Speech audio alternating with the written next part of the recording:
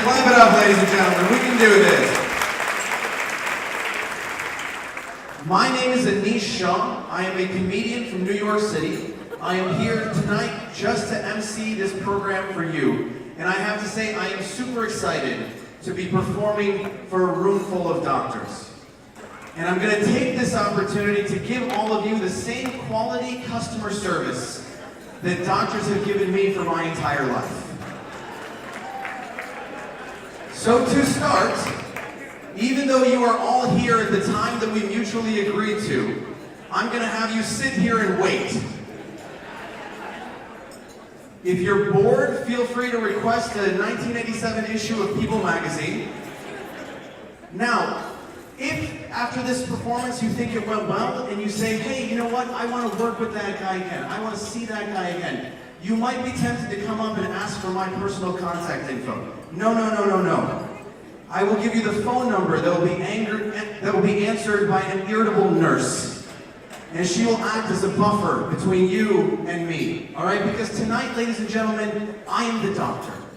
And you are my patients. IDA is paying me, so they are the insurance company. And Dr. Jalal cut my fee in half, so he's Obamacare. I am thrilled to perform here for so many doctors. Honestly, I thought about becoming a doctor when I was a younger man. I think many people do, because doctor is stable. There's always a demand for doctors, right? There's always a demand for pediatricians as long as there are kids and things that they can put in their mouths, right? There's always a demand for ER doctors as long as there are stupid people and things that they can put in their butts, right? But my favorite doctors of all of them are the surgeons. Where are the surgeons? Give it up for all the surgeons. Make some noise, surgeons. I love surgeons because you can tell within 5 minutes of meeting a surgeon that this guy's a surgeon. Because that's how long it will take them to tell you that they are a surgeon. I'm so proud of it. I had a lot of fun walking around today during the cocktail hour. I met a bunch of doctors. I also met some tangential medical people. I met some nurses. I met a dentist, and a group of dentists actually. But as I look out on this audience, I have to say I don't see a room full of doctors and dentists. I see a room full of people that achieve their dreams and dentists. We are lucky there are not that many dentists in this room, I have to say, ladies and gentlemen. I am thrilled to be here. I flew here in style on my favorite airlines, Spirit Airlines. I have to say, I do love Spirit Airlines because the audacity of this company to name themselves after the thing that they seek to destroy in us. It's amazing. I love it. Like, I'm pretty sure Spirit Airlines' customer service model is just to see how much they can make you regret saving $17, right? It's an incredible approach to being an airline. We have an incredible program planned for you tonight, ladies and gentlemen. We have speeches, we have dances, we have singers, we have an incredible fun night. Are you all ready for a great night tonight? Make some noise, ladies and gentlemen. Clap it up. Come on. I want to bring up our first speaker, but before I do that, I want to tell you a little bit about IDA. This organization was founded in 1983, and today the IDA of Houston is one of the largest local chapters of OPPI. It's an incredible achievement what these people have done over these past years, so please give all the organizers of this chapter, please, a huge round of applause. I want to congratulate all the members and sponsors through the year that have made this organization as big and successful as it is. And we have an incredible program, and we have a dinner show at the end of the night that will include dancing and comedy that'll be super fun. So make sure you all stick around for that during the dinner. Now, please welcome your first speaker for the night. He is the IDA 2018 president. Please make it very, very loud for Dr. Prasoon Jalal, everybody.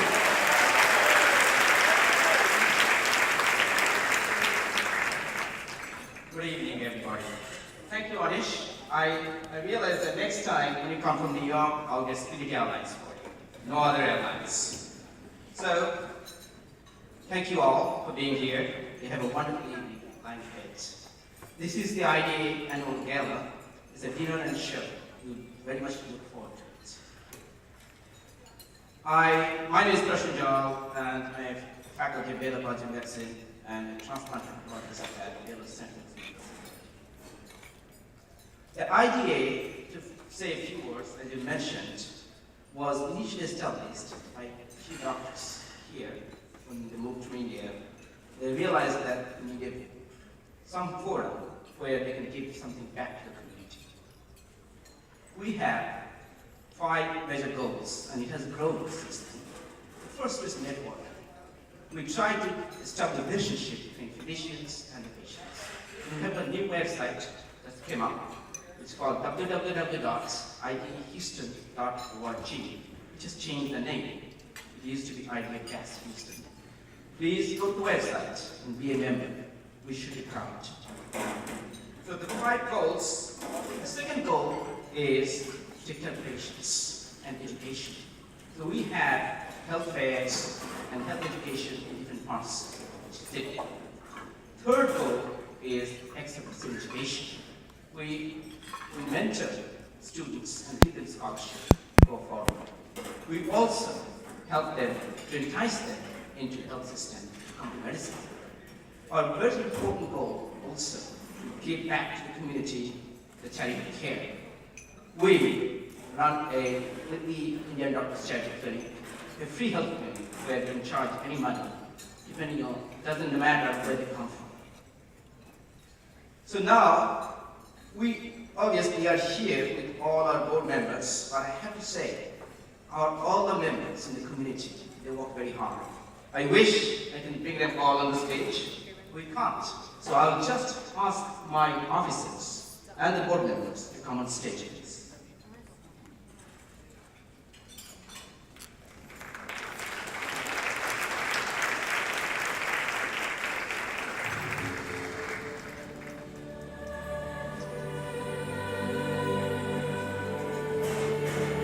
So, Dr. Swati Jaglekar, she's the internist at Sugarland and also Med Center. Dr. Manish Gandhi, who is the immediate past president. Dr. Jignesh Shah, who is our secretary. Dr. Adesh Naik, who is an interventional cardiologist. Now I'll mention about our members right here. Dr. Apurva Panchali is a urogynecologist. Dr. Ashima Chauhan is an internist. Dr. Arvind Himraj is a transplant cardiologist. Dr. Nilesh Patel, psychiatrist. Dr. Prashant Ladwani is also a psychiatrist. Too many sites. Dr. Shubodh Chauhan is also a gynecologist. And Dr. Parish Patel is a pulmonologist. Now, I will take this opportunity to introduce Dr. Manju Sachdev. She lives in Victoria. She practices in Victoria, pediatrician. But she says, she thinks that she is Houstonian, and she is a part of our board.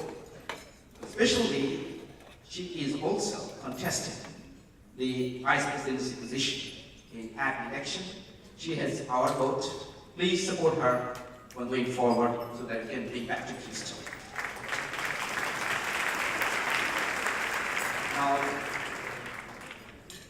Now, obviously our organization doesn't grow without support from the community and for people like you all. So thank you for all being here. I had to especially thank Ms. Kai Kimero. She came all the way from Austin. She is our executive assistant, and she controls our money and everything. Without her, we wouldn't be here. And she is, believe it or not, she's from Austin. So I'm happy that we have also our past residents here. And we have a great mix of people coming from the leadership position on the health system in Greater Houston. I'll name a few. I apologize if I miss quite a lot of them. Ms. Gaynor, I work in BSLMC, Baylor Citizens Medical Center. She is the CEO. Chief John Bierling from Baylor. We have Dr. El Shirak, who is the chairman of medicine at Baylor. And we have also other leaders, physician leaders here. Dr. David Wagner, from PLF Medical Center, HCA. Mr. Todd Kaliva from PLF Regional Medical Center. Mario Garner, Memorial Department, Southeast. We appreciate all your support. Thank you. We have our IDC founder, Dr. Munaf. And as you know, they are the wonderful couple. I don't know who to thank more, but they are here. We appreciate your contribution to IDA and the Church of India. No organization can excel without their sister organizations. We have India House, Indo-American Chamber, Indo-American Charity Foundation, and also we have the ISCF people here and Addis County Medical Society. I appreciate all the support you gave. Thank you. Well, on the last event, I must thank Therese for organizing this event. It's wonderful. Thank you for working with me. And lastly, I have to thank my family. Without their support, only we have gone through for the whole year. We have got a wonderful evening lying ahead, and I would say, let the night of celebration begin. Thank you all.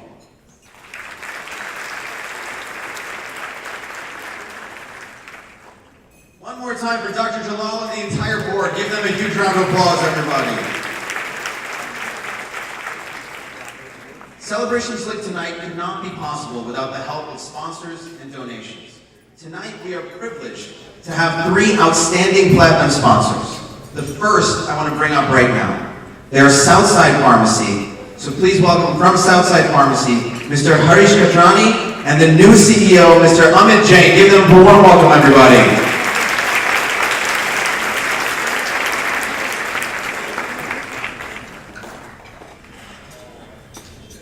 Keep it going, ladies and gentlemen. Keep it going for them.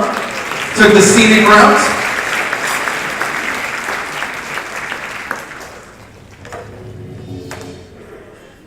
Thank you, Harish, for the kind words. My name is Harish at Southside Pharmacy. And Southside Pharmacy, ever since the inception of Southside Pharmacy, we always believed that patient care should come out first. And I want to thank each and every one of you for supporting Southside through these last 26 years. And without your support, Southside wouldn't come to this stage. I would also like to thank the people in our team at Southside who followed the vision of Southside to make it patient care centric and bring us to this stage where we are at. Last November, I decided to merge Southside with a private limited company called Fraser Healthcare to take this patient care at the next level by investing in technology and also branching out to the other state, because we've grown to such a stage that we needed a private limited company to come and help us to grow in other parts of the country and to develop technology so that better patient care can be given. I want to introduce Amit Jain, who is the CEO of Southside, and he will say a few words. Thank you. It's a privilege to be here. Firstly, Dr. Jalal, what a tremendous job. You actually mentioned to me that we should attend here and we should come here, and it is by far one of the best associations, one of the best well-attended organized functions I've ever been to. So firstly, congratulations to you and the team. It's an honor to continue the privilege that Harish has established here, and I can assure you, I think what he mentioned is just one objective and one objective for us as we partner with him to take this journey forward, and that is patient care. So I won't say anything beyond that, but thank you so much for your continued support, and we look forward to continuing the legacy that Harish has established. Thanks a lot.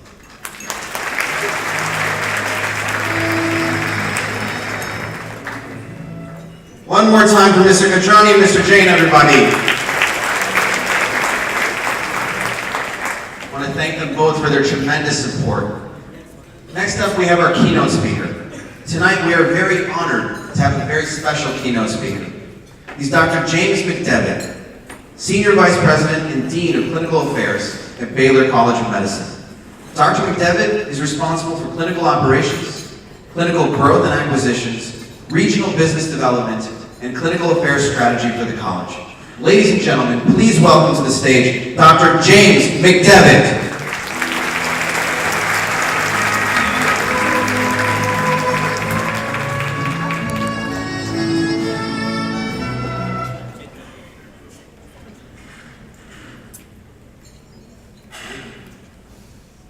Good evening. Before I start, I want to start by saying thank you to the IDA. Before I forget, what a great organization. Your commitment to the underserved in this community, your commitment to educating the next generation of doctors. I just don't want to get off the stage without offering you my thanks. And I will reflect as I'm looking at the slides. I trained in the pre-PowerPoint era. When I was a resident, there wasn't no such thing as PowerPoint. We had slide projectors and carousels that sat on slide projectors.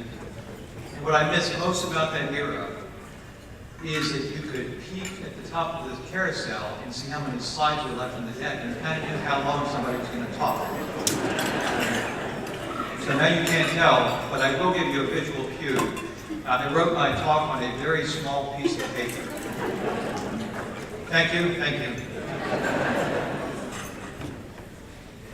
I want to start by asking you all a question.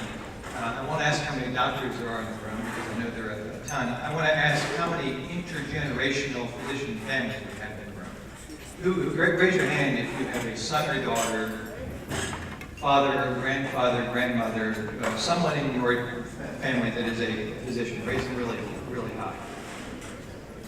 So it's about maybe 25% of the room, not surprising. I wonder if anybody shares the experience that I had. When my daughter went to medical school, my daughter's now a resident, and I was excited and I was proud of her. And I walked around and told my friends, great news, my daughter got to medical school, I'm so proud of her. And the most common response I got back was what? Anybody? Didn't you try and talk her out of it? True, and sad. And why?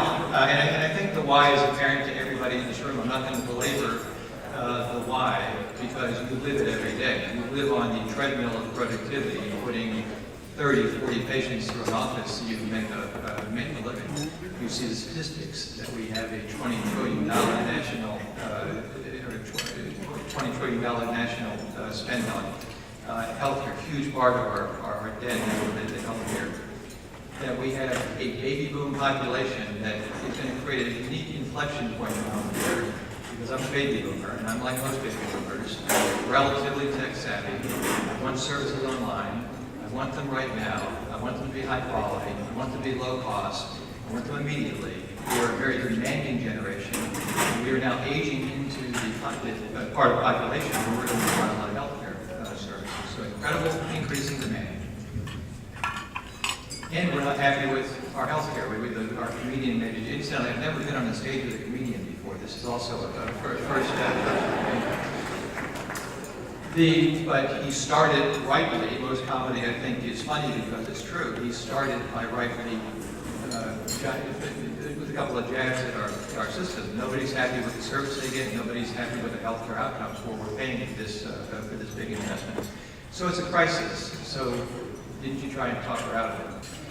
So with those inspirational, uplifting words, I've established a challenge for myself in the next couple of minutes, is I'm trying to imbue in you a sense of optimism and excitement in healthcare, in the nation, in the world. Because I am optimistic and I am excited about healthcare. And because you can't see the slides, and I'll give you sort of my stopping points along the way. I'm going to tell one parable. I'm going to tell two stories, and I'll make one shameless plug for the Baylor College of Medicine. That's what you'll be listening for in the course of the speech. So my parable, which will be obvious as I start going through it, why it pertains. I'm going to talk a minute about the urban horse in the 19th century in the United States. Interesting period of time. After the Civil War, interesting confluence of events. The U.S. economy took off like a rocket. The middle class grew rapidly. People started moving from the country into cities. Suddenly, all these middle-class people who lived in cities could afford to go out and buy horses. That created an incredible crisis in the U.S., the crisis of the urban horse, because suddenly the cities were full of horses. So what problems did that cause? I'll start with the obvious one, just dealing with the waste and the manure of the city. At one time in New York City, there was a pile of horse manure that was 6 stories high, literally 6 stories high, because they had to put it someplace. They had street sweepers. The job of street sweeper emerged during that era because they had to keep the intersections clear so people could walk. The traffic snarls that it caused, because horses, and particularly horses that pull things, don't accelerate and don't decelerate very quickly, cause incredible traffic tie-ups, and the rate of traffic fatalities in the peak of the horse era was actually greater than it was in the automobile. So to feed a horse requires 5 acres of land a year. So to feed the horses in New York City required a land mass the size of the state of West Virginia. This was an impossible problem to solve. Just this sheer scale of it. People wrote volumes on it. They had big meetings, sat in conference rooms, had urban planners try to figure out how to solve things. And what did they do? They innovated creatively. They did some really clever things. They invented buses, originally omnibuses, where they put a lot of people in one vehicle. Required 11 horses to pull it. But you can get a lot more people moving around with fewer horses. That was part of the solution. Embedded rails in the streets, in the pavement, trolley cars or street cars as you know today. Those rails were put in place because you could put an omnibus on top of rails and there'd be less friction, and you could pull a bus with 6 horses instead of 11 horses. It was all about the horses. The yield signs you know it today, the stop signs you know it today, were all innovations that came from the era of the urban horse. Yet the waste and the feed and where they sleep at night and the traffic fatalities got worse and worse and worse. Insolvable problem. And then what happened? Obviously. Anybody? Is anybody in the back actually paying attention? Yeah, they invented the automobile. And in 1900, there were 8,000 cars in the U.S. By 1915, there were 2.5 million. And in a decade, the problem of the urban horse vaporized. So that parable is why I am optimistic and excited about healthcare. Because I think we're entering an era of really, truly disruptive change.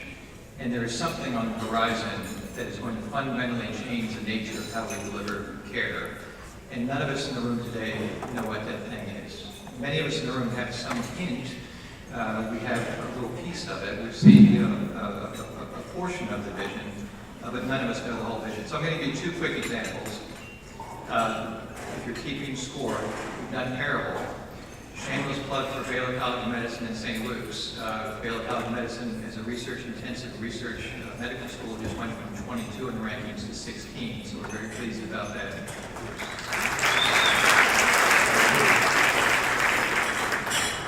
And I'm going to give you 2 quick Baylor examples, just a little bit of the vision in the future, and people in other organizations can give examples from your organizations.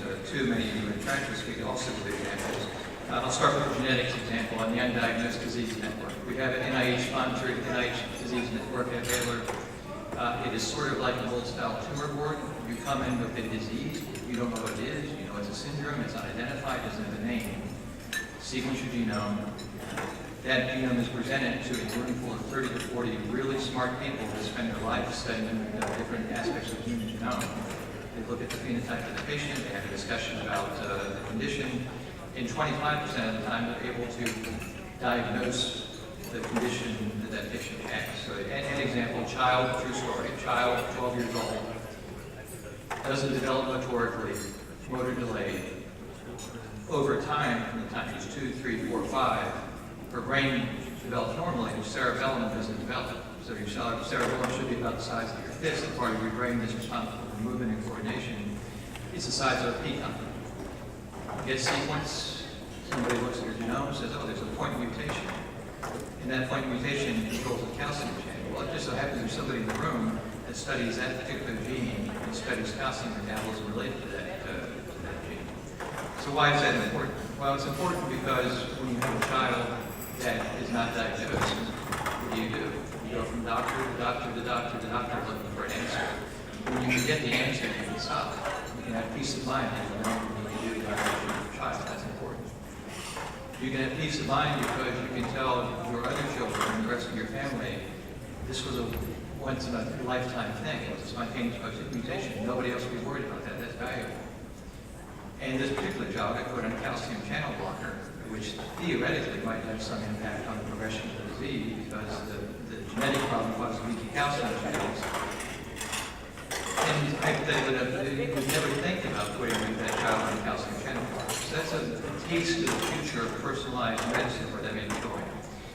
The second story I'll emphasize relates to the microbiome. We all carry around 3 to 5 pounds of bacteria inside our gastrointestinal system. Those bacteria have their own DNA and their own genes that produce their own proteins. If I were to sequence your DNA and sequence the DNA of all the bacteria that live in your gastrointestinal system, there are 100 times more genetic material in those bacteria than there are in your own DNA. And all those bacteria are producing proteins, and many of those proteins are bioactive.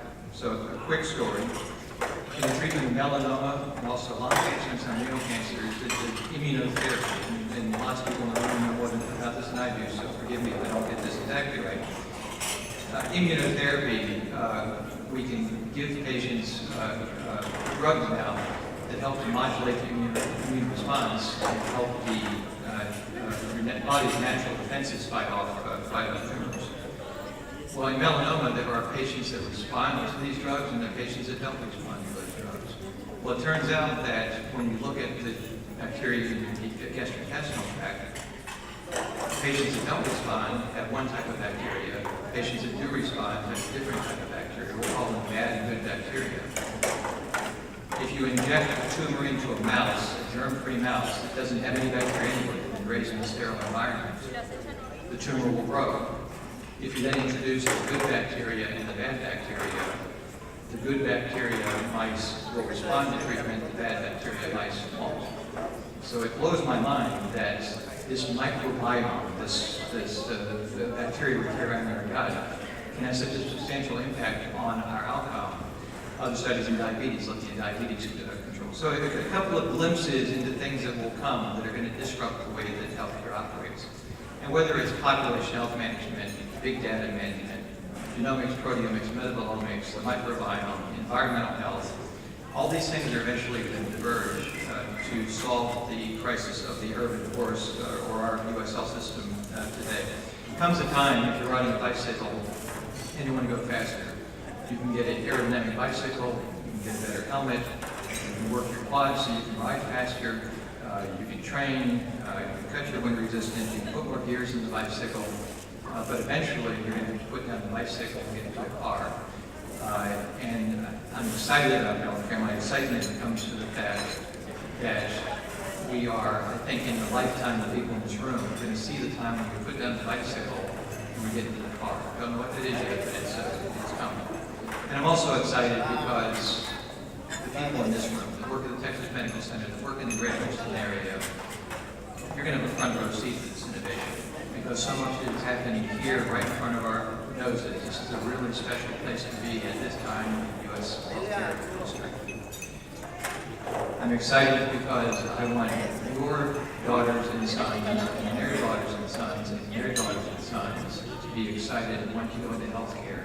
And I don't want to ever again be asked the question, didn't you try and talk her out of it? Thanks for having me.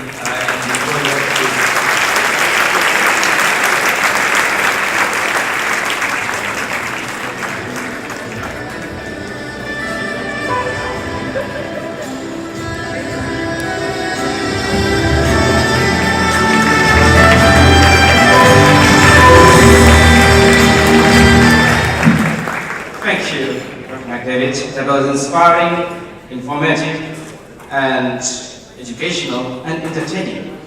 Thank you. So, a few years ago, our IDA board decided that we need to recognize the leader in the community. The leader who excels in research or clinical care, community service, or education. So every year we sit down together and try to find someone. So this year, after going through a lot of names in the greater Houston, I would say a few thousand, we found someone. He lives in Sugarland. He's practicing student in 25 years. Not, excuse me, maybe 15 or 25. I lost the count. He is a great mentor. He's a great clinician. And every Saturday, he runs a radio program called Open Forum. It carries a lot of charisma, and its audience spreads through continents. Of course, it could be in India or in Pakistan or here. If you haven't listened to his program, you may be invited to talk there. That's what happened to me. So, ladies and gentlemen, let's invite Dr. Subodh Butcher, the physician leader, ID Excellence Award for 2018. With that, Dr. Butcher, please.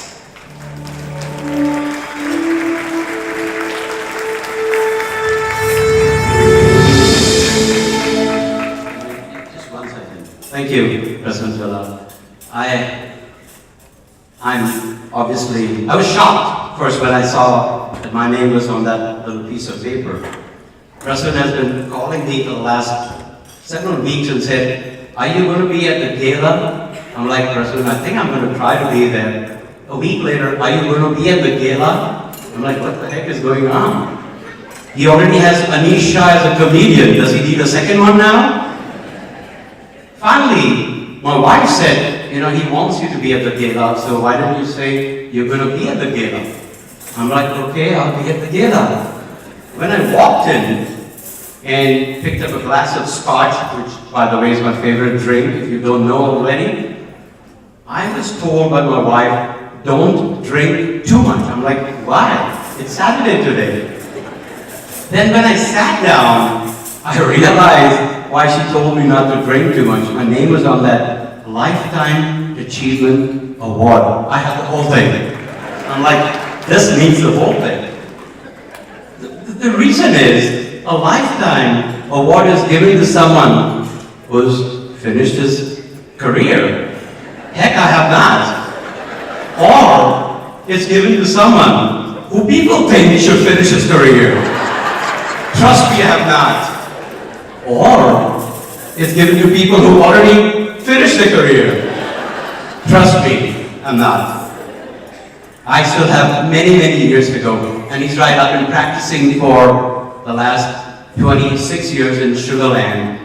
And I'm totally honored that I have been bestowed this award. I look around this room, and I'm telling you, all the physicians out here probably deserve this much more than I do. But I will accept this award on y'all's behalf. Every surgeon out here who wakes up 3 in the morning to fix someone's spleen in an MBA, every neonatologist who wakes up 3 in the morning to go and intubate a premature baby, put some lines, come out to the family and reassure them, hold their hand and say, "Your baby is going to be fine, and we're going to make sure this baby is going to be fine." Those are the kind of people who deserve this award. And I can look around and there are plenty of you out there. I want to accept this award on behalf of the nurses who work for 12 hours, thanklessly, then go home, take care of their husbands and children,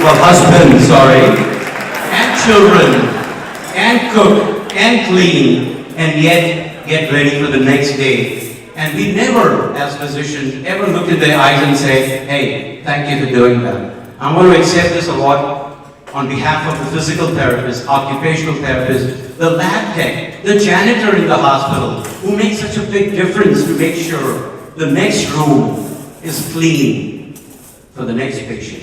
So I want to take this award on their behalf, on my family's behalf, my brother who's not here today, and my sister-in-law, who guided me through my whole career when I lost my parents at a younger age. I want to take this on on their behalf. Vinod Butcher, thank you for helping me throughout my life. I want to take this award and dedicate it to my 3 children who during my initial years never saw a daddy. They just saw the mom at home. They would probably see me come 6 in the morning from the hospital, having taken care of in a community hospital where there were no intensivists, there was no neonatologist, family practice and pediatrics. We took care of everyone, but we sacrificed our children. I hadn't seen my children till they were already in college. It was too late by then. And finally, I dedicate this award to my wife, who's sitting right there. Sonal, please stand up. A person who has obviously always lifted me. She stood her ground, but made sure I had enough wind beneath my wings to fly high. So I thank you for that, Sonal, and I accept this on behalf of everyone that I just spoke. Thank you very much. IDA, you guys are awesome. I don't know how you chose me, there are thousands of people out there, but I'll take it anyway. And Dr. Jalal, thank you very much for that. Humility, that's what really inspired people, and thank you for being here.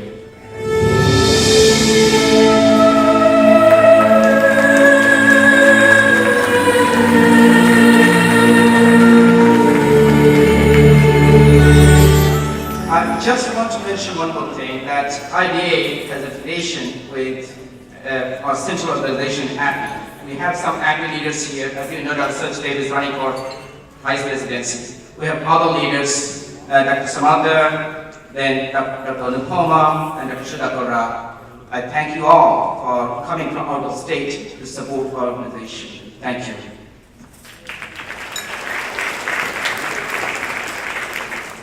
One more time for Dr. Butcher, everybody. Give him a big round of applause. Dr. Butcher is serving as the doctor tonight and our backup comedian in case anything happens to me. So thank you, Dr. Butcher. Incredible. Give it up for both of them, Dr. Butcher and his wife Sonal. A huge round of applause for them. Beautiful married couple. I will tell you, I see some non-Indian people in the audience out here supporting this organization. Give them a big round of applause for coming out. Now for the non-Indians, I want to clarify, when we talk about marriage, Indian people, we have 2 types of marriage, all right? We have love marriage, that's where you get to marry your girlfriend. And then we have arranged marriage, that's where you get to go to India and marry some other dude's girlfriend.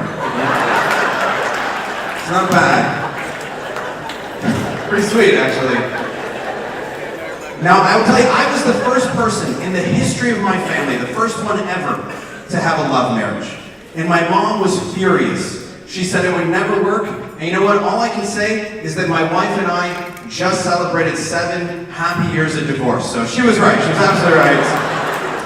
Good call, Mom. Should have listened. Should have listened to her. You have to listen to Indian moms because if you don't, they might hit you. It's possible. Give it up for all the Indian moms in the audience, ladies and gentlemen. Give them a big round of applause. You have to love Indian moms because they are loving, nurturing, terrifying people.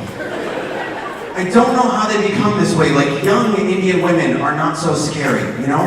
But like, older women, they have this ability to just yell at you anywhere and say crazy things. Like, my mom could yell at me anywhere. Like, I remember one time, she was yelling at me in the middle of Disney World. Now, she was yelling at me at Disney World because I didn't want to eat lunch. In fairness, I did want to eat lunch. I did not want to eat the Indian food that she had smuggled into Disney World. Like, no, Mom, I don't want to eat the peplas you've been hiding in your bra all day. It's weird. So she's yelling at me, but she's doing it in our language so that none of the white people call the police. She's yelling at me and she's saying things like, "Listen, donkey. If you don't eat your food right now, I'm gonna take you home and grind up your body parts." Grind up your body parts. I'm sorry, but the crime totally doesn't fit the punishment. And she'd use this for everything. She'd be like, "Do your homework or I'll grind up your body parts. Clean your room or I'll grind up your body parts. If you ever tell the police I threatened to grind up your body parts, I will totally grind up your body parts." And guys, it's the perfect murder. I'm brown, it would look like a jar of coffee grounds. The neighbors would come over and they'd be like, this coffee tastes weird. And my mom would be like, Indian coffee.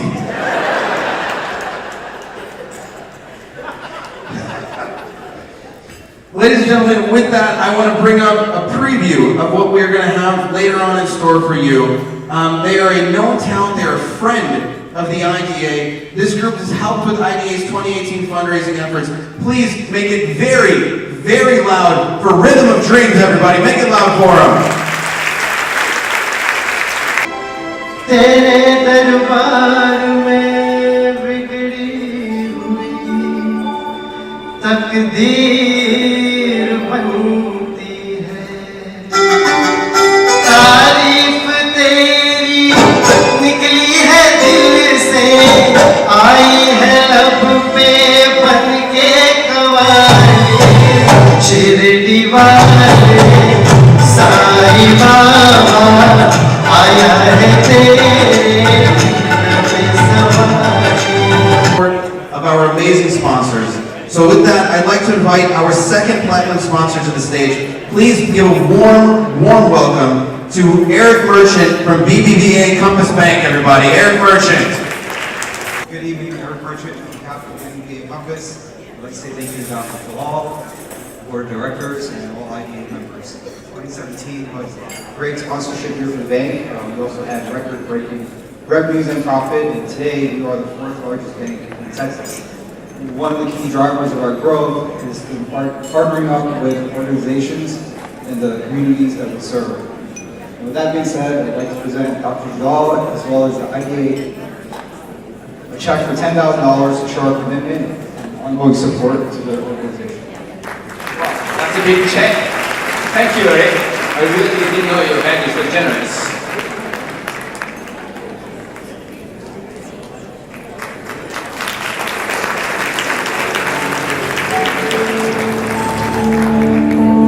One more time for Eric and BBVA Compass Bank, everybody. Thank you to BBVA Compass Bank for being here every year to support this incredible organization. Next is a part of the program that is so rewarding to me personally. It's the presentation of the 2018 IDA scholarships. The scholarships are primarily based on academic performance, but consideration is given for extracurricular activities, community service, research, and economic need. Assisting in the presentation are Dr. Joglegner, Dr. Gandhi, Dr. Shah, and Dr. Bimraj. Our first recipient of the IDA 2018 scholarship is ranked number 1 in class at Michael B. DeBakey High School for Health Professionals. Nikita Yashodhan has a passion for volunteering and reading, and she says that both these qualities have influenced her to move forward in the field of neuroscience. I'm so pleased to present our first scholarship to Nishita Yashodhan.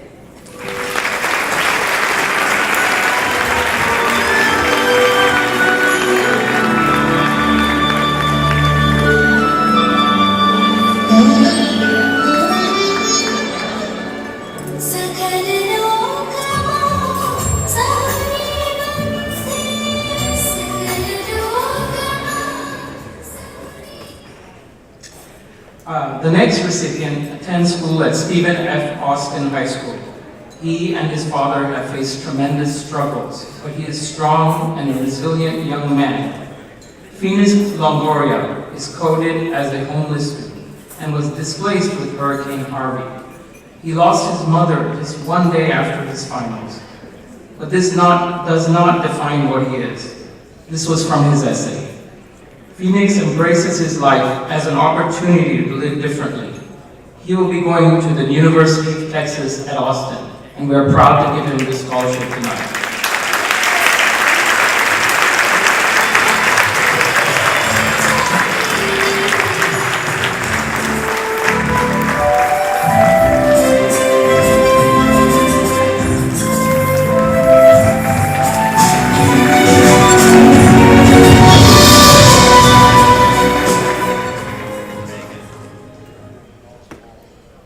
I am honored to present the next scholarship to Monter Elderzad Hernandez Gerardo, a student ninth in our class in Sharpstown High School. Her goal is to be the first in her family to attend and graduate from the university. Unfortunately, she could not be here tonight, but we will sure we will get her scholarship to her. Thank you.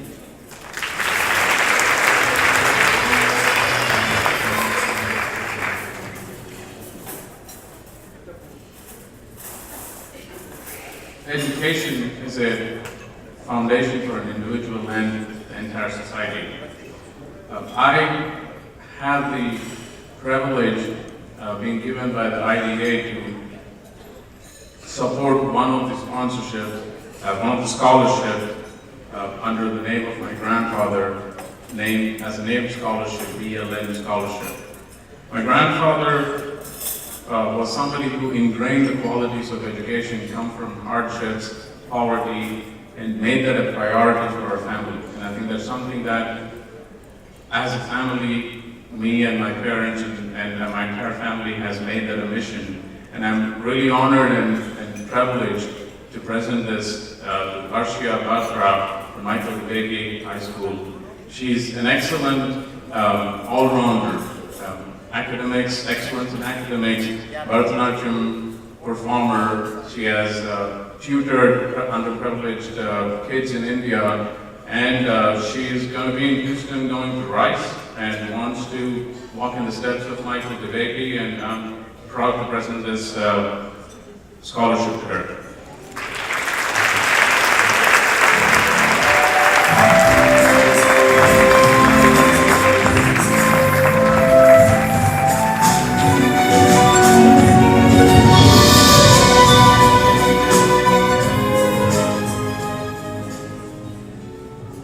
One more time for all of your scholarship recipients, everybody. Give them a huge round of applause. So I want to get to know all of you a little bit. Let's start by getting to know the married people. Make some noise if you're married, ladies and gentlemen. Make some noise. Excellent. Not a whole lot of enthusiasm from the married people. I get it. It's understandable. Make some noise. Anyone engaged or newly married? Any engaged or newly married people? Where? Yeah. How many marriages is it for you, sir? That's 3. Anyone else engaged or newly married? What's that? Married in the last year, let's call it, or engaged. Anyone? I heard someone over here. Right here? You, ma'am? What's your name? Mandy? Excellent. Engaged or newly married? Newly married. And is your husband here? No. Excellent. Excellent. Ladies' night on the town. I love it. When are you guys getting married? Oh, so you're recently married. Excellent. So I will tell you, one of the things I like to do, especially when we have, some Indians and some non-Indians here, I like to share a piece of our culture. And one of the unique things about Indian culture is at weddings, all of the married women that are in attendance will come up into the altar and they'll whisper like advice or blessings into the bride's ear. It's a beautiful tradition, but non-Indian people don't get to experience that tradition. And so I thought I would take this opportunity to invite young Mandy up on stage and whisper some advice in here. Come on up here, Mandy.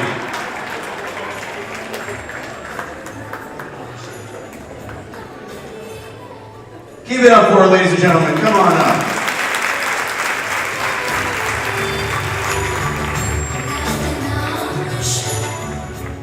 She thought she was going to come to an Indian event, enjoy some paneer, be lovely. Have a seat, Mandy. You ready? Do you remember all your fun single friends? They're going to be replaced by couple friends. And couple friends suck. Couple friends make you do boring things, like look at their baby. Their baby sucks. Sometime in the near future, you're going to read an article about apple picking. And you're going to say, honey, I want to go apple picking 3 hours away. And your husband is going to say, honey, I don't want to go apple picking because grocery stores exist. You will go apple picking. Sometime in the near future, you're going to be having an argument, and he's going to say, you know what? Do whatever you want. Don't do whatever you want. Sometime in the near future, you're going to be having a huge, huge argument, the biggest one you've ever had. And in that moment, I want you to remember this last piece of advice. I want you to look your husband in the eye and remember that statistically speaking, this is the person that is most likely to murder you. Thank you for letting me whisper awkwardly into your ear. Give it up for Mandy, everybody!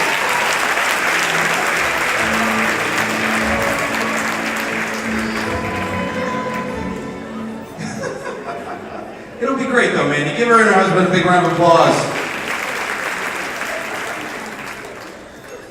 All right, ladies and gentlemen. All right, so I think that I want to talk a little bit about the kindness of everyone that has come out here to support this organization. It's an incredible effort to come out here, put together this evening for all the organizers, all of you coming out here supporting it. There's 600 people here tonight. 600 people. That's an incredible level of impact, and will go to helping people around Houston, helping doctors around Houston. So once again, give yourselves a huge round of applause, everybody, for coming out here tonight. Next up, we have the most important part of the evening, and that is where we try to raise some more funds for this incredible organization. I want to start by talking about the IDA Charity Clinic. Throughout the year, the IDA Charity Clinic has continued to support the work of the doctors in this community. It is a program that supports the needs of the community with the doctors in the community. So please draw your attention to the screens. Dr. K.T. Shah, working at this IDC clinic since 2006. Main mission of this clinic is to provide free medical care to people who are either don't have insurance or who cannot afford private medical insurance in the community. Ravi Chandru, I'm an ophthalmologist. I've been practicing in north side of Houston for the past 15 years. I love my job and get to take care of medical and surgical diseases. Dr. Shah and Dr. Chandru said that we take care of primary care and a eye exam free for the patient who cannot afford it. Our funding comes from the donation from individuals like you and fundraising efforts by our parent organizations, Indian Doctors Association, IDA, and also by other organizations such as IACF. Our budget is around $60,000 per year, and we see 1,200 patients per year. Donation of $50 takes care of 1 patient per year. I'm very happy to share very good news with you that clinic will be celebrating its 20th year of service to Greater Houston community this year.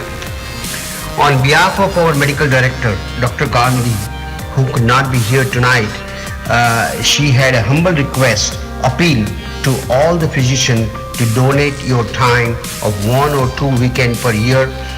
We need volunteers, physicians. Please donate your time and money to the clinic. Dr. Jalal, back to the stage for a special presentation.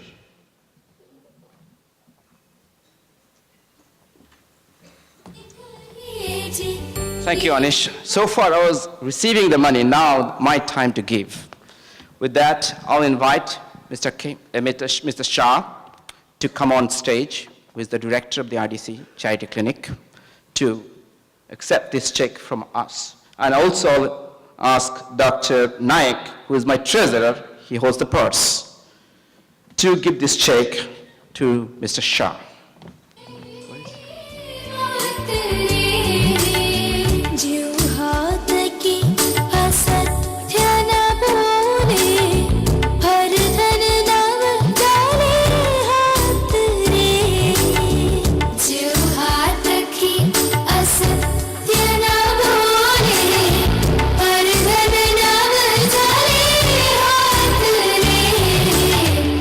Vishnu Vajana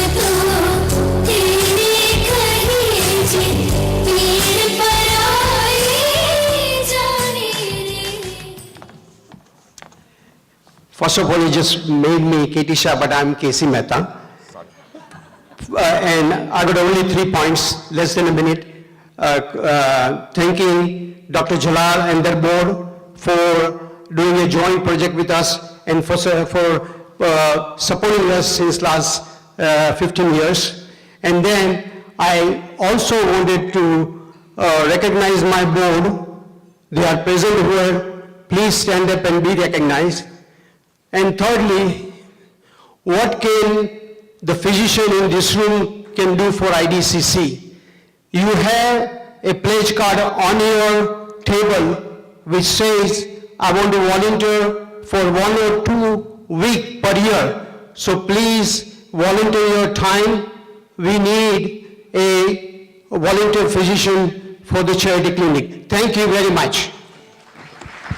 Thank you. Actually, all Indians, I was told, either Shah or Patel.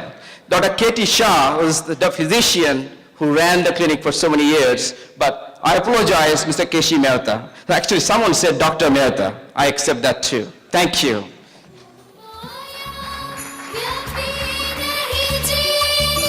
All right, ladies and gentlemen, so this is the moment where we will ask you to reach into your pockets and donate a little bit more to this organization so that we can continue to give away checks like that. Now, I want to talk a little bit about IDA. It is more than just the charity clinic. IDA supports health education.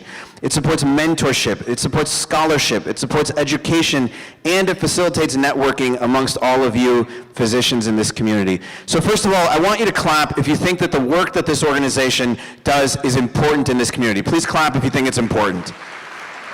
Please clap if you think it needs to continue year after year. Clap it up, ladies and gentlemen. And clap it up if you think that you can afford a few dollars tonight through your pledge cards. I want to hear from everybody. Clap it up, ladies and gentlemen.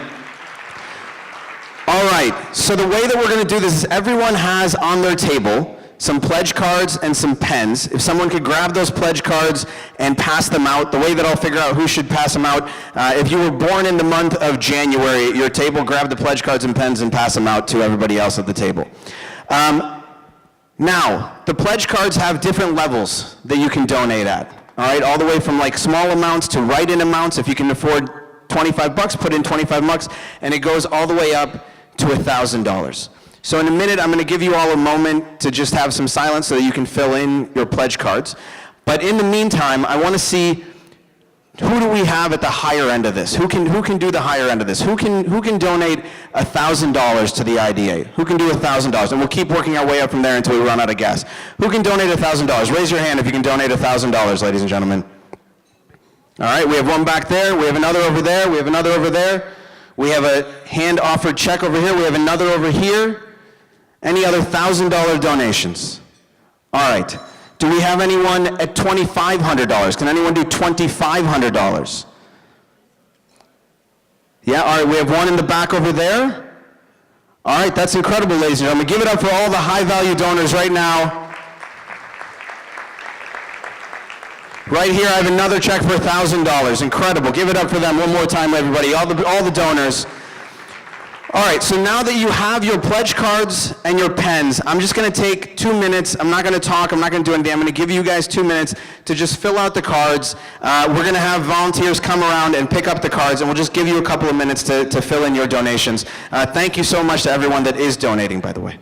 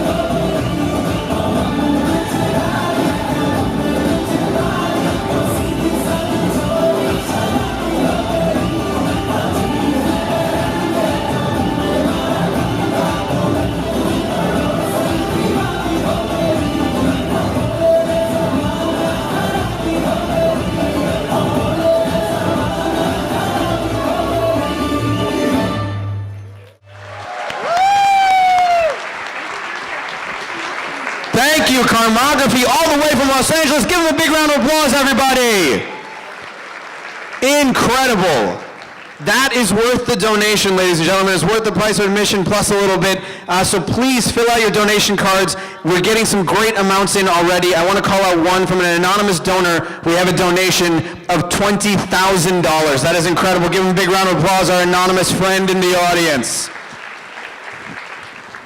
Please fill out your donation cards, and when you are done, if you could please raise them in the air. We have runners all around the room that will come and pick it up from you once you got them raised in the air. All right, ladies and gentlemen, now we have one more very important platinum sponsor supporting IDA, New York Life. They're represented by Amir Doria. Please welcome Mr. Doria from New York Life, everybody.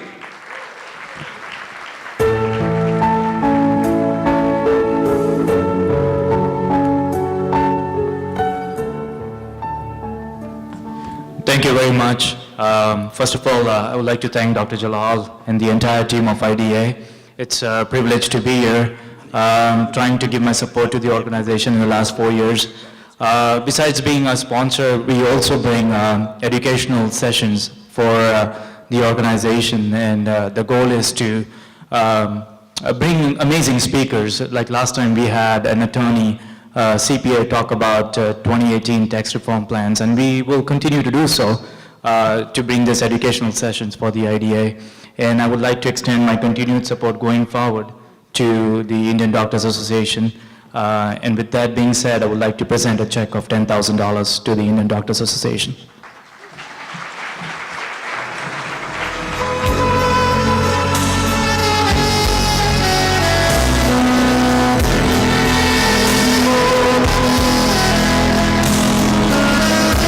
I have to say though, I appreciate all the donation, everything. Now, in front of you, all the physicians, you have a card here, just to say that you need to donate 2 weekends, 2 Saturdays for a few hours in a year.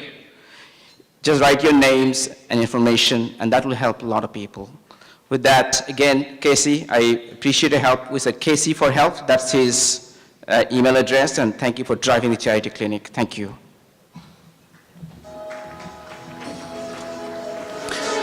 One more time, thank you to New York Life and Mr. Doria. Give him a big round of applause one more time, everybody. Can we please have a huge round of applause for all of our sponsors tonight? Make it loud, everyone. Clap it up. Next up, I would like to invite our gala planner, the lovely and wonderful Therese Cole Hubbs with Electric Karma, to come up and give us some instructions on dinner. Please welcome Therese, everybody. All right, wasn't this amazing gala so far? Have you enjoyed it? All right, you haven't seen anything yet. We have a fabulous, you had a little taste of some of the entertainment, but it's going to be remarkable. In order to get on with our program and our wonderful dinner show that we have planned for you, we must get dinner started. So the dinner is going to be over in this area here. What I'm going to do is ask the center row here and there to go first.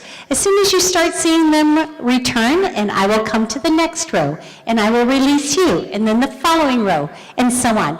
Please stay seated until your table has been released. But it's going to be hard to do because the bars open outside too. So I did want to let everybody know that. We have Rhythm of Dreams that will be performing during the dinner. And dinner will start promptly at 9:30, or the show will start promptly at 9:30. So make sure you go get your dinner, come on back. We're going to turn down the lights, and it's going to start all over again. A beautiful dinner show for you. IDA board members and scholarship recipients, we need you back on stage so we can take a formal photo. Enjoy the dinner by Bombay Brasserie. Thank you.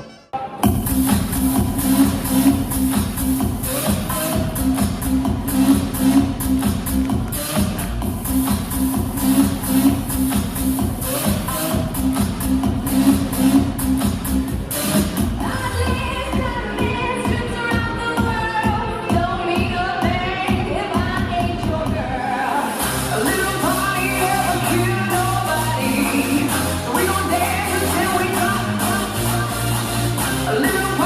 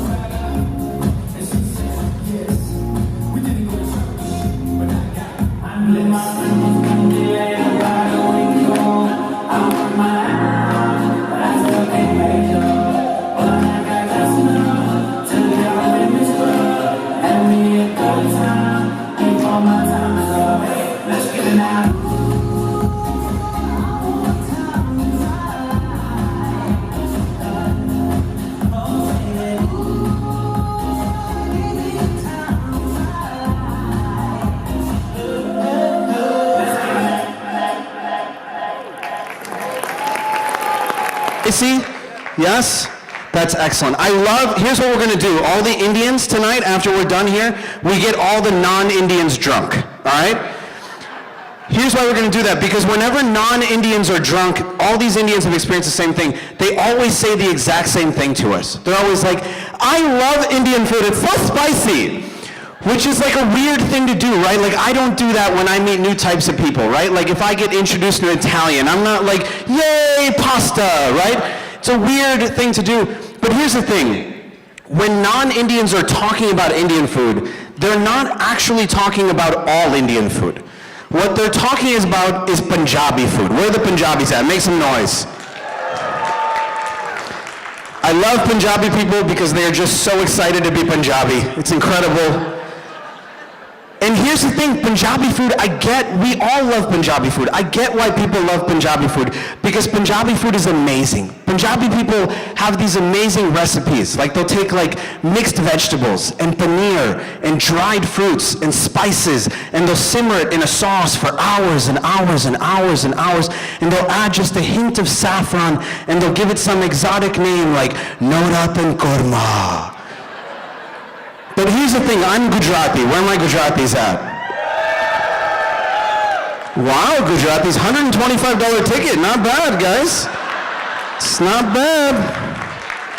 Breaking stereotypes. Here's the thing, I grew up on Gujarati food, and these people have no idea what Gujarati food is like. Gujarati food is like, let's take this pile of cabbage, add some sugar for no good reason, and we'll call it cabbage.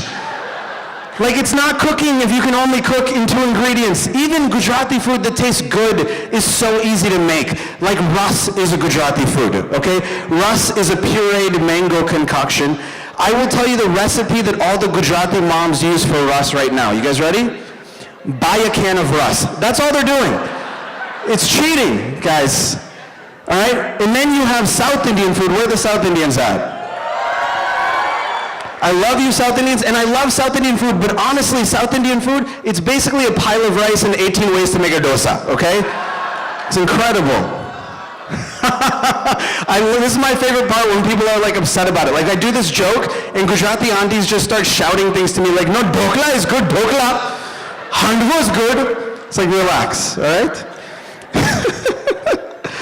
I have had a busy weekend. Last night I was performing in Arkansas. I like to perform in a lot of very red states just to see how they react to me. So I was performing in like very deep rural Arkansas. And one of the fun things about performing in like deep rural Arkansas is that everyone there, because I'm brown, they think that I'm a Muslim.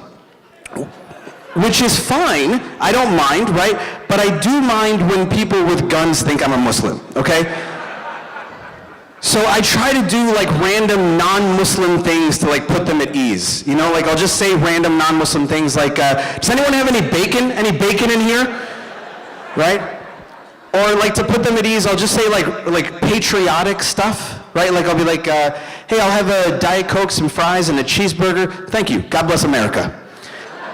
And it's just, so I do that partially for my own amusement. So when I was in Arkansas last night, I was in this small town, and my hotel, there was this elevator, and I got on, and then 7 other people from Arkansas got on the elevator behind me. So to amuse myself, I started doing my God Bless America thing. So as each person got on, I was like, hey, God bless America, God bless America, God bless America, God bless America, God bless America, God bless America. And then the doors closed and I couldn't help it. I was like, and by God, I mean the one true God, Allah. They got so tight, it was incredible. It was like all the air just went right into their butts. It was incredible, guys. It was so much fun. Oh my gosh. It has been a pretty busy week. I do a lot of charity events like this. Last week I did a charity event in New York for an organization called Pratham. If you don't know Pratham, Pratham is an incredible organization. Their main goal is to make India a better place to live, which I think all the Indians in here can agree is important because we may have to go back. It's possible. Trump is president, I don't know, can we get refugee status in India? Is that a thing? It has been a crazy couple of years in politics, ladies and gentlemen. I think it started actually in Britain with Brexit, right? Like Britain just left the European Union. They just left. Honestly, as an Indian and an American, I was stunned to see Britain voluntarily leave a place.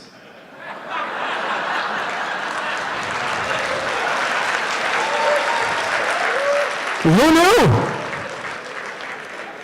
It was crazy. It was like Britain said, we're going to do the craziest thing a developed country has ever done. And then America was like, challenge accepted, nerds.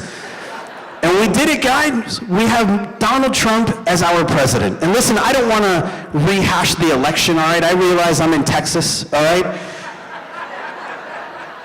I don't care who voted for Hillary and who voted for the apocalypse. It doesn't matter, all right? The fact is that he is president, and all of us have to decide on our priorities for the coming years, all right? If you are a Democrat, I think you have one priority for the next 3 years, one single priority, and that is to keep Supreme Court Justice Ruth Bader Ginsburg alive for 3 more years. Somebody get that lady some fiber, put her on a treadmill. If she dies, we got a weekend at Bernie's that shit, all right? And if you're a Republican, enjoy. You won everything. The only thing that would be fair is for the next 3 years, while Trump is president, you don't get to eat Mexican food, all right?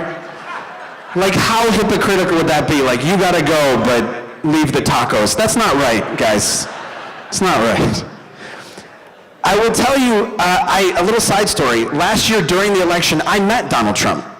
I was doing a charity gala, and he was in the audience as one of the VIPs. I didn't know he was there. And so after I was done, they took me to meet all the VIPs, and Donald Trump was there. And, I didn't know he was there, but I was polite. I said, it's nice to meet you, Mr. Trump, and I put my hand out. Now, I don't know if you know this, the Donald is a bit of a germaphobe, all right? So I put my hand out, and he went, it's nice to meet you too. And he gave me like a finger gun. Now, I got confused in that moment, and I took my hand and I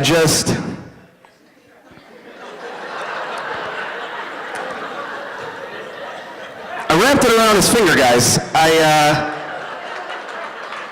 I shook his finger.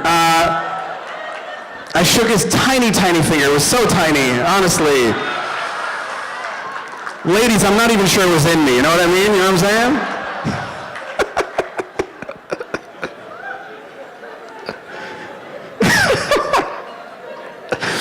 Regardless of party, clap if you agree that hopefully this country, sooner or later, has its first female president. Yes, ladies and gentlemen, I think we can all agree. And I will tell you that secretly, I hope that that first female president is an Indian female president. Yeah, I think that would be incredible. Because Indian women, when you are negotiating with us, you have this incredible ability to make us feel good and make yourselves feel even better. I learned this at a very young age. I learned it from my little sister, Serena. Now, Serena is 8 years younger than me. 8 years. But from the moment that she was born, she was calmer, cooler, and more collected than me. I'll give you an example. When I was 14 and she was 6, my parents were screaming at me in the middle of the living room. They were screaming and I was crying my eyes out. They're screaming, they're saying things like, how dare you walk in this house with 6 A's and 1 B? You get the hell out right now. Right? My dad saying things like, what is this bumpy letter? What is this? I'm like, Dad, it's bumpy, it's B for bumpy, all right? So they're screaming at me, I'm crying. My 6-year-old sister walks in the room and just takes control of the room. They're screaming, I'm crying, and she just goes, shh. And she glares at my parents and she walks over to me and she says, Anish, I don't want you to cry. I brought you a candy. And she put a little mini Snickers bar in my hand. And I said, thank you, Serena, and I put it in my pocket. And she said, no, Anish, you eat that candy now, it'll make you feel better. And so I did, I put it in my mouth and I chewed it, and while I was chewing, this little girl sat there on the sofa and held my hand. And when I finally swallowed, she got up and she walked over to my parents, and she said, listen, I don't know what's going on here, But if he gets to eat candy, so do I. And then she shoved a Snickers in her mouth. Took the wrapper, just mic dropped it, and walked out like, see ya, bitches, it was incredible. How can that girl not be president?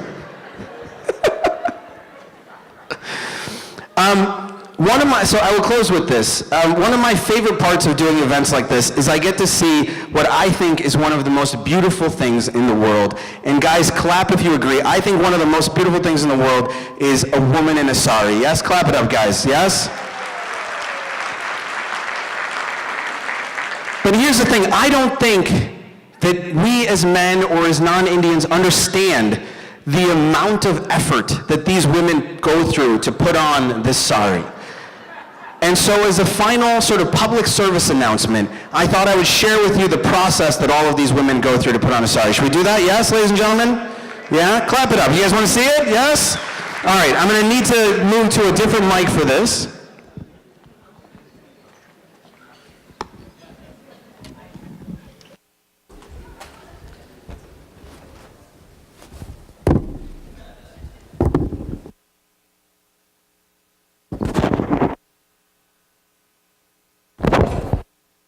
All right, can you guys hear me?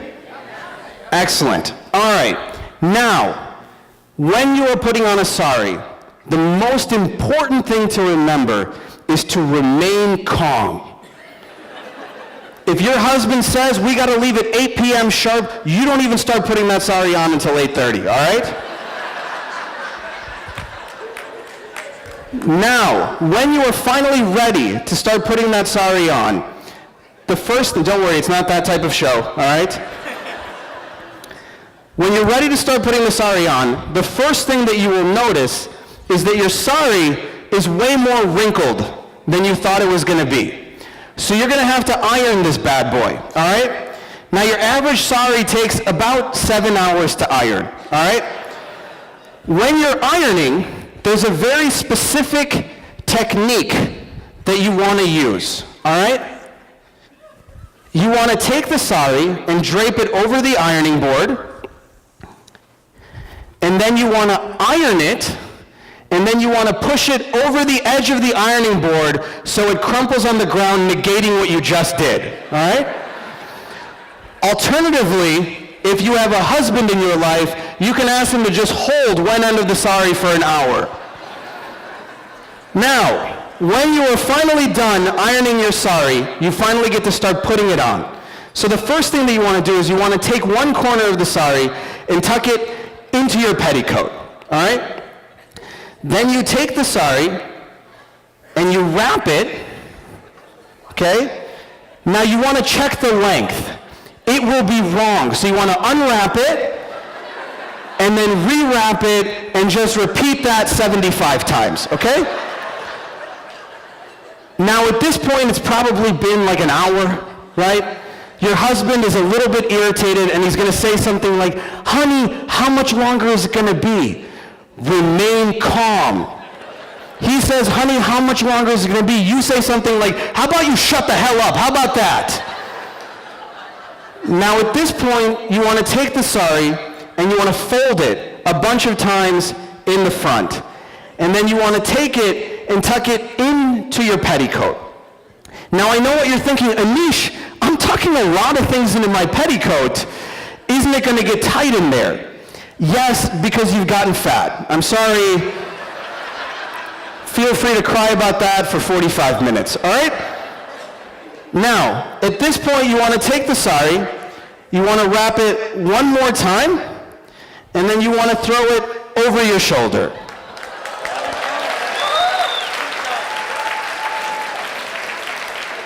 Now it's not bad, but you may notice it doesn't look quite right, all right? So at this point you want to take the most important step. Mummy. Mummy, I can't get the sari on. No, Mummy, I can't wear the yellow churidar.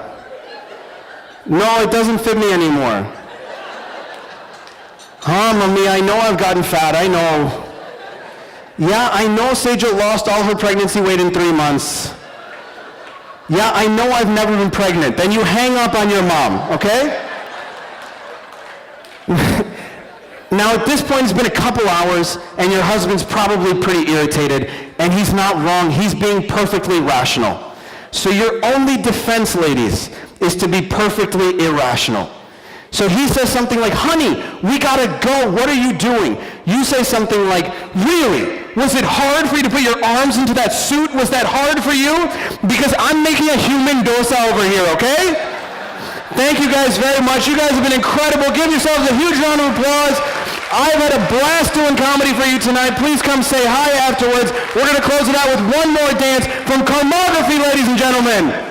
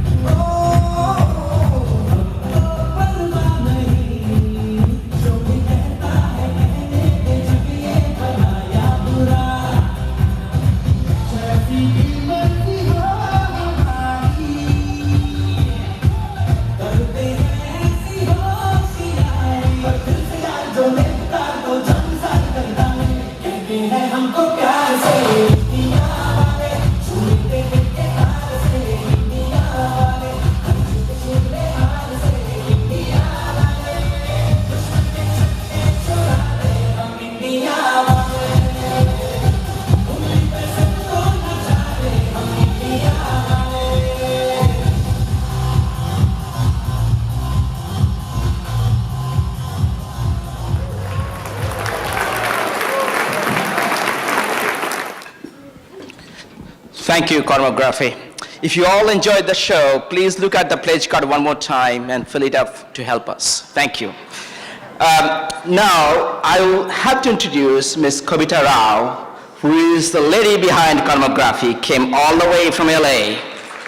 And her parents are here. She is from Houston. Please welcome Ms. Kavita Rao. Thank you. Thank you for having us. Thank you. Thank you. It's a wonderful program. Thank you. Thanks for helping us. This is my responsibility also to thank Mr. Anish Shah, who is next time coming back in Spirit Airlines, as you know. And really, now I realize what it takes for a guy leaving Wall Street to go full-time in comedy performance. He's hugely popular, travels all over the world, it's very difficult to get him. I really appreciate, truly appreciate for coming to Houston and helping us out. Thank you. Now, the evening continues. We're not done yet. There'll be continuation of our rhythm program, and they are the people who are Indian music. So, you can stay. It'll go on for a while. But before that, I want Indian American Charity Foundation people to come, give some check to Casey for Help, which is a combined event we did with IDA and ISCF together. The officers from ISCF are here, and I'll welcome them to come on the stage, please. Are they here? Are they here? So while we're waiting for the Rhythm of Dreams to come on stage with Shalil and Akila with the wonderful voices, please, officers of ISCF, come on stage.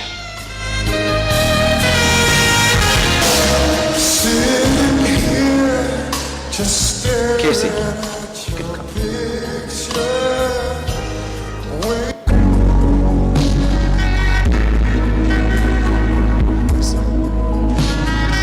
As I mentioned before, without our sister organizations, we cannot thrive and flourish. So we all work together for the same cause. Recently we had a 5K walk. We raised $15,000 with good cause, and thank you for helping us out. And Casey, thank you for organizing and helping us out.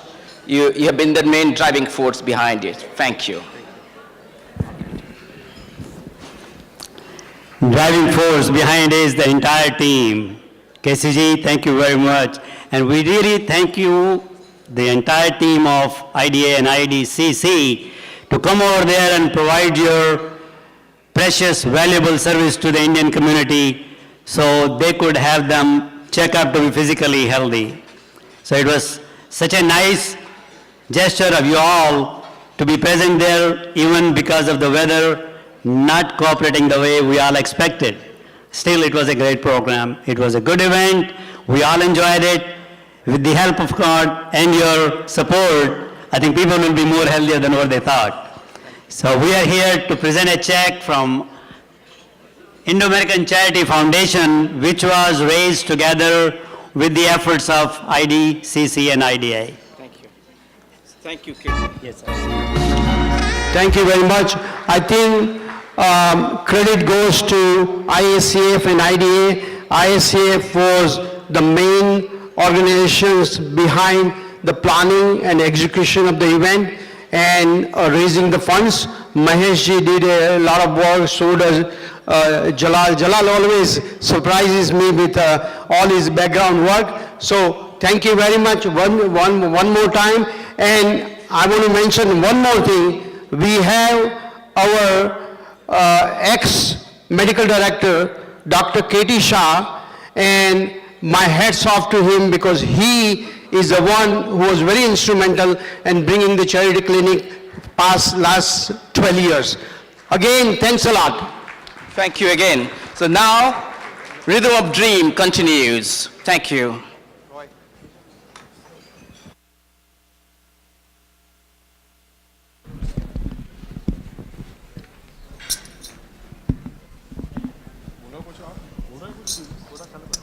मेरे होश ये जाए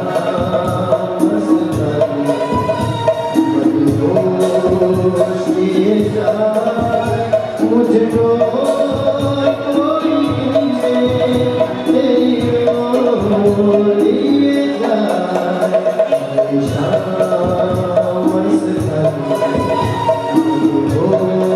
होश लिए जाए मुझको कोई तेरी ओर लिए जाए तेरी ओर लिए जाए तेरी ओर लिए जाए। Thank you. Thank you so much.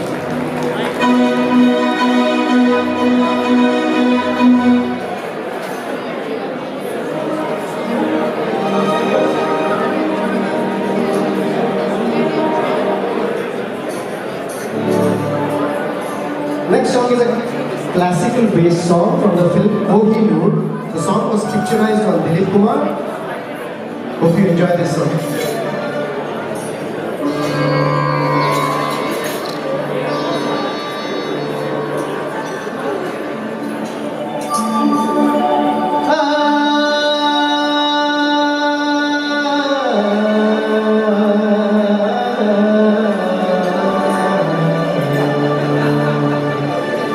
Madhuban में राधिका नाचे रे मधुबन में राधिका नाचे रे लड़की मुरलिया बाजे